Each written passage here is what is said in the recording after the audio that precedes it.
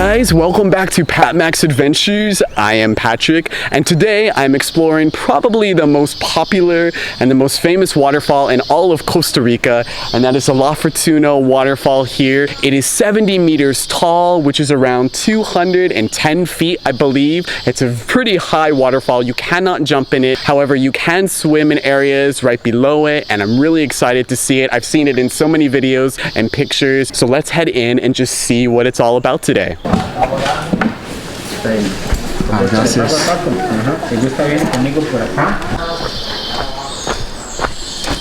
So right off the bat, I'm walking over this bridge here, so green. I love how the bridge is green with all the green vegetation. Look at this. I love these trees. Look at all the moss there. Looks like there's a stream down below.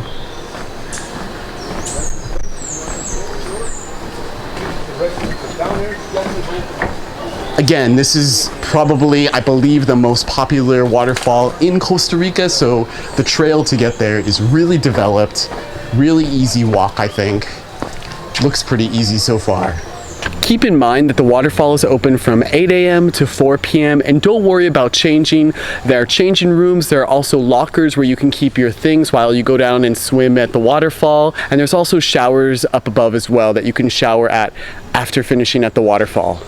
And there it is, guys. Look at that waterfall. 70 meters tall, around roughly 210 feet. Just pure thick jungle right around it. I can see already why this is the famous or most famous waterfall in all of Costa Rica, or one of the most famous. I don't know. Let me know down below what you guys think. This is gorgeous. It's a gorgeous day out, super sunny, and the amount of water that's coming out of the waterfall is pretty good right now. It's during the dry season, so I wasn't sure what to expect. But even during the dry season, there's still a large flow of water coming out. There's a few signs here about birds. So many birds here in Costa Rica. You hear them all the time. Ooh, there's a bat. Here's some rules about what not to do before entering the trail. Again, very developed here. So if you're coming here and you don't want to walk a lot, or you're worried about walking, don't worry. The steps here are really well maintained and developed, and it will be a pretty easy walk down and up. I really love how developed this path is. It makes it really accessible for a lot of different people. So even if you're having a little trouble with walking, I think that this could definitely be something that everyone could try. Ooh, this is a nice sitting area. Look at that. It almost looks like a log was cut out.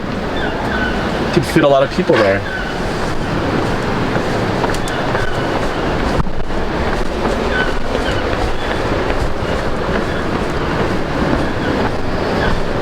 Here's a sign for encouragement, so if you are having trouble, don't worry if you're a bit like a sloth.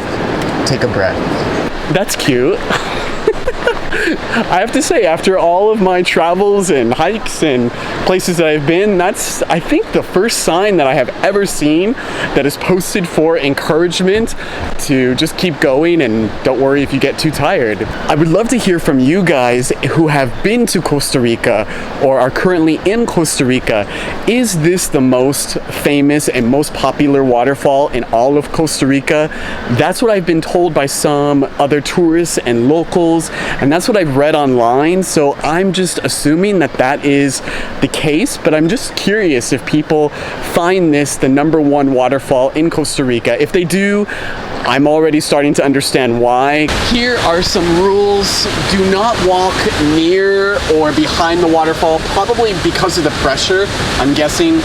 Be careful of slippery rocks. Can't swim, please stay at the shore.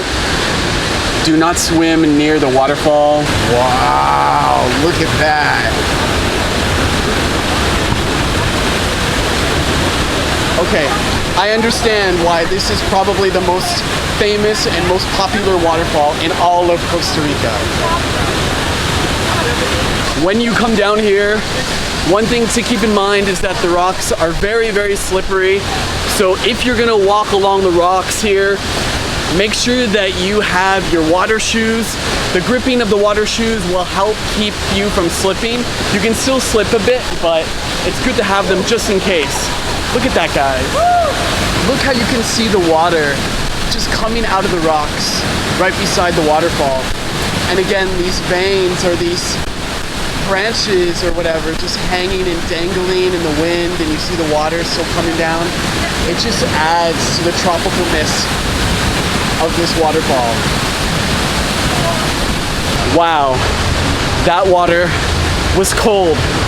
I would say that's the coldest waterfall I've experienced so far here in Costa Rica. And remember, this water is coming from the mountains, so it's really fresh and very cold. Maybe it's because of the size of the waterfall. I don't know, but it's really cold, beautiful, and definitely worth a visit. Down here is a more quiet area to go swimming. What is this? Would you like to know more information? Oh, about seeds. Okay, so you can learn about seeds here. I love all the information they have here about animals and the plants. Yeah, this is a more quiet area, so if you don't want to struggle, as I was struggling a bit by the waterfall, you can just relax down here. Ooh, this looks really nice. Nice area to put your bags to. I think I'm just gonna put I'll put my bag right here next to the buoy. Put my shoes down there, my towel, and then I'll put the bag right here. So the waterfall is right up there, you can see, and then the stream just begins here. There's some people over here, and look at this water. You've got the plants just hanging over, and can you guess, what are those? Yeah, I wasn't sure, but yeah, those are fish. Look at all the fish, guys, and they're pretty large too. Wow, they're all kind of just gathered right here. You can see, I would say the water is about, well, okay, it's getting deeper. Maybe about 4 feet over here, if not deeper. Right where I am right now, maybe about 3 feet, 1 meter. And you can see all the fish right there. I love the walls here too. I love how the water is just dripping out of the rocks. Look at that view, guys. That waterfall is absolutely gorgeous. I like this area of the stream too. You could really sit right over here, just like that waterfall down in Uvita, how I just sat there and let the water hit me. I definitely think you could do that here. Sometimes I've noticed in different countries, you'll always see people do these rock formations. I have a friend from South Korea, or whenever I was teaching in South Korea, she hates this. She says it takes away from the natural beauty of the location. What do you guys think? Does this bother you? Do you like that whenever you see these rocks here? Let me know down below.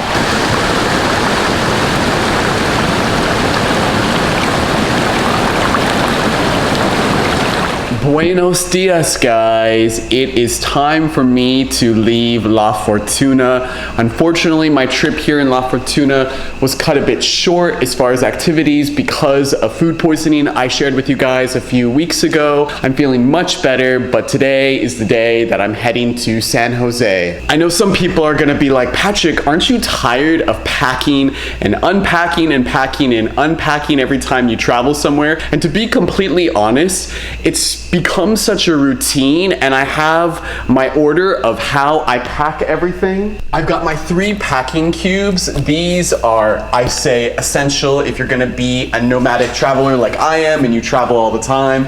All my shirts, dress shirt, t-shirts, everything goes in here. Long sleeve shirts, tank tops, underwear, bandana, a few other things in here, boxer briefs, socks. It just makes it so much easier with packing. I've already got my little guy Bob from teaching and a few other things already packed in here, but I have a certain order of how I pack everything, which makes the process much faster and much easier. I'll show you guys how I pack the cubes. I take the larger one first. It fits perfectly at this end of the bag, and then these are shaped to fit the bag. Doing this one-handed is a little challenging, but I've got it. And then I put this guy in.